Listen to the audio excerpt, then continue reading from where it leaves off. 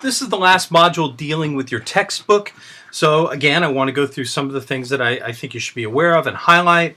So the first thing is, in the book, he talks about key members. Key members are designated normally within the band, but then the record company is definitely going to say, these are key members of the band. You can't have a record deal without these people. And so they designate key people. So if you're talking about the Beatles, it's going to be Lennon and McCartney, for sure. They may, Beatles, they may say everybody, but in most groups, if the group hasn't done it already themselves, there's going to the record company is going to designate.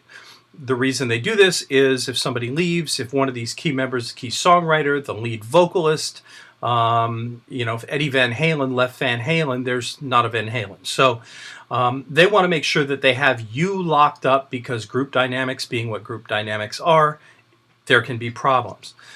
So let's say a key member decides they want to leave the band. The lead vocalist has had it. He wants to go out on his own and do a solo act.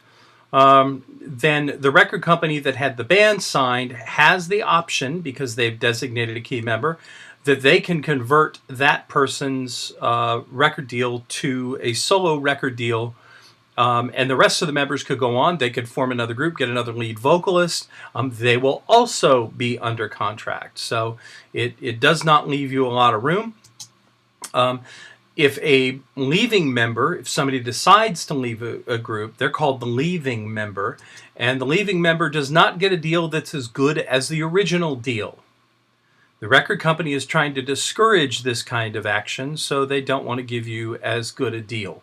So that's part of being in a group and getting a group record deal. Next thing, if a group is running a deficit with a record company, they haven't recouped, right? Then what happens if somebody leaves? Who owes that money? Owes in quotes, who owes that money to the record company? So the leaving member, they may go, okay, well, there are 4 members of the group. You're leaving that group. You owe us a quarter of whatever it was that group rang up. So their recording costs and whatever we put into that group, you owe us a quarter of that. And that will be taken out of your royalties on your new record deal. So not a very fun place to be if you had a bad experience and racked up deficits. For all this stuff, you got to ask. You got to ask, if you don't want this stuff and how you can get out of it or get around it. Anything in any of these record deals, you can go back through your book, you can look stuff up and go, cross-collateralization. I'm not crazy about that. What can we do about that? So they're going to throw the kitchen sink into a record deal in their favor, and then you got to pull stuff out. You got to ask about all this stuff. Next thing. So in order to avoid a lot of these hassles, the best thing for a group to do is, before they sign a record deal, to have an internal group deal. Sometimes it's a partnership agreement, or called a partnership agreement, but you want to have a deal and you want to have an understanding about these major points. The most important band asset is the band name. Who owns it? If the group breaks up, who owns the band name? You have to make that decision. Normally it would go with the key members of the group, but maybe not. So the group has to decide that. And then who gets what percentage of the money? It's amazing to see how many times that bands, everybody gets along, everybody's doing great until it gets down to the record deal, and then all of a sudden, somebody's like, well, wait a second, I write the songs and I'm the lead singer. I should be getting more money than you guys. And, kablooey goes the band. So understanding percentages, and the best way to do it is to split it equally, but, sometimes you may have 2 key members of the group. They're the founding members of the group. They may get a larger percentage, and the other guys are in the group, but they don't write the songs, or they don't whatever, so they get a lower percentage. But working that out in the beginning and being honest about that is the way to do it. Then who has control? who makes the decisions, who, creatively, and also business wise. We're going to take this gig, we're not going to take that gig. We're going to hire the manager, we're going to fire the manager. Who has control?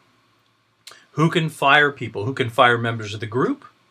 Sometimes, if it's equal shares, it's a vote of the group. If you've got, 4 members of the group and it's 2 against 2 as to who's going to go, maybe the manager is the tiebreaker, but that's kind of puts the manager in a tough place. So you want to work it out and have that stuff decided. Next thing you want to work about, we had firing. What about hiring? Let's say you want to add a keyboard player, or you want to add, a horn section or strings or whatever, and they're going to be members of the group. Who makes that decision as to who you're going to hire, and then what the splits and all that stuff, how it impacts everything. So you need to figure that out. Who contributes what? Again, when nobody's making money, everybody's like, yeah, I'll do that. That's great. But, it's great to divide up who's responsible for, for what. Who are the chief songwriters? Who's going to deal with the manager? Who's going to make the travel arrangements? Who's the main mouthpiece for the band? Who's the one who's going to deal with the press?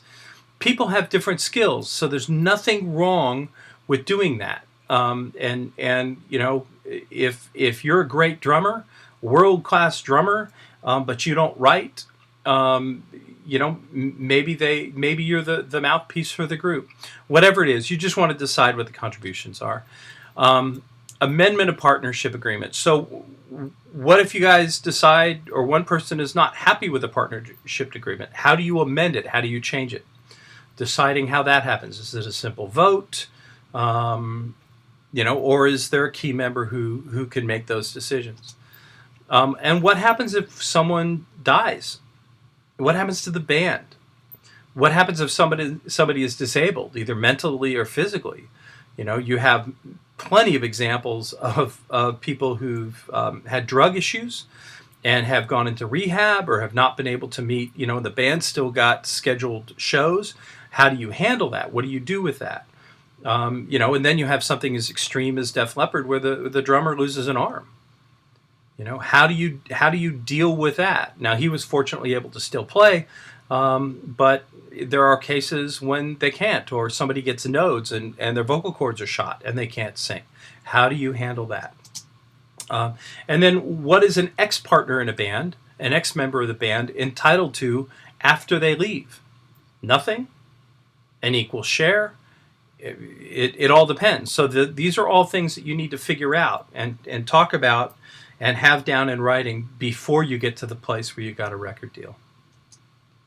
And then let's say a member of the band wants to leave. What does it cost? How do you set that number to buy them out? Because everybody says, yeah, well, buy me out. Well, wow, I think this is worth $1 million. Well, no, it's, we got a PA and we got a truck. And so, you get $10,000 and a handshake. So deciding, how you're going to calculate that ahead of time is a huge advantage. If everybody understands where they stand, if everybody understands what the penalties are for leaving, then you're not going to have as many issues going forward. And then, what's the structure? Are you a corporation? Are you a partnership? I think I talked about it in another section that when my wife had her record deal, she had a corporation that was just her touring corporation. That was to shield us against for liability. And then we had another corporation that was just for paying bills and recording money and publishing money and all that stuff. So how you set that up is up to you, but you guys got to figure that out if you're in a band. And then, what's in a name? Well, you may start your band under a name and then find out that there's somebody in the next city over or across the country that's already using that name. And whoever started using it first has the rights to that name in that area. So the best thing to do is to go to the trademark office, and you can check in the U.S. trademark office, and you can do a trademark search and see if somebody has trademarked a band name. You can also just do a simple Google search and see if it pops up somewhere, and then go to that state's trademark office and see if somebody has trademarked the name in that state. So you need to do your homework. A band name, it's really sad if you have got a following and everything, and then you find out you get a record deal, or you're going to put out a record and you can't use that band name, and you're going to have to change it. You want to do that before you build your fan base, because it's very confusing. So domain name, and also check foreign. See if there's a foreign registration of that name for the same reason. Because if you do break big, how sad would it be that you can't release your records overseas? So be smart. This is about planning. This is about being smart and understanding how the business works, and you can save yourself a lot of grief.